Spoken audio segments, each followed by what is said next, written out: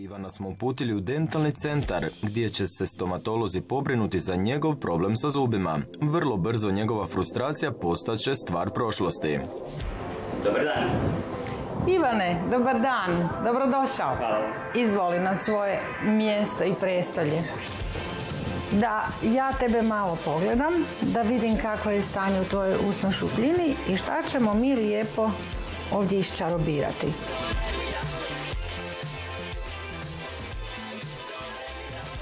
Evo, ova slika sad u velikom uvećanju pokazuje tvoj krucijalni problem, a to je gubitak ovog zuba. Dugo nisi imao tu ništa. Nasmij se. Biće to jako lijepo.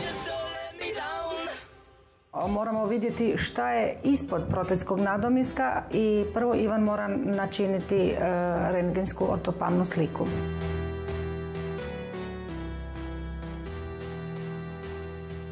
Nakon rentgenske snimke vidjeli smo da nema na svu sreću nekih većih procesa ispod protetike.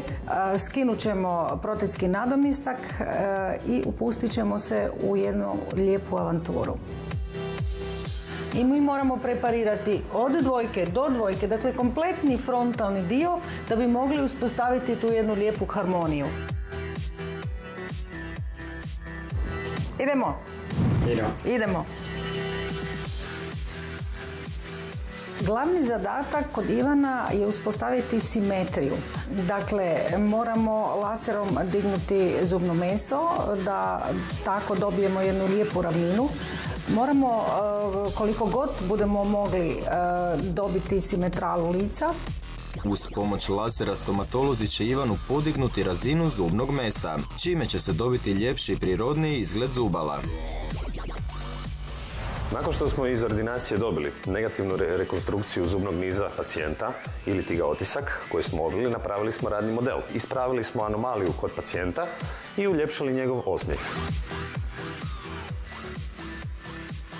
Izradili smo u samoj fronti sva 4 prednja inciziva i u distalnom segmentu zube 4 i 5.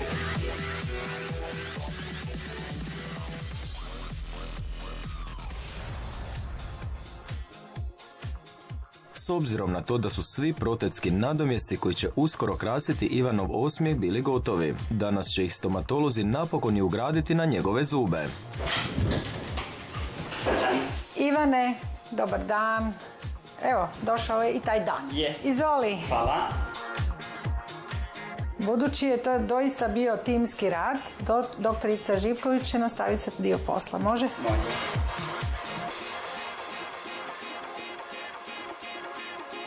Ivan je izgubio simetriju zbog nenošenja ortodonskog aparata, tako da smo kombinirali bezmetalne krunice, ljuskice i poravnavanje gingive laserom.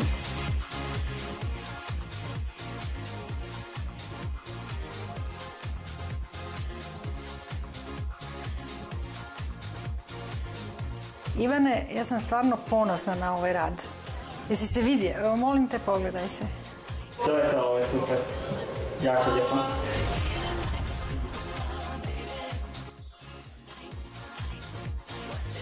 Evo Ivane, napokon tvoja želja se ostvarila, više ne trebaš biti samo sjena, sad se napokon možeš smijati od uha do uha. Šta ti misliš o svemu? Želja mi se ostvarila, dobio sam lijep osmijeh i sad ga moram pokazivati. Odlično. Sad se smij. Vidimo se. Hvala.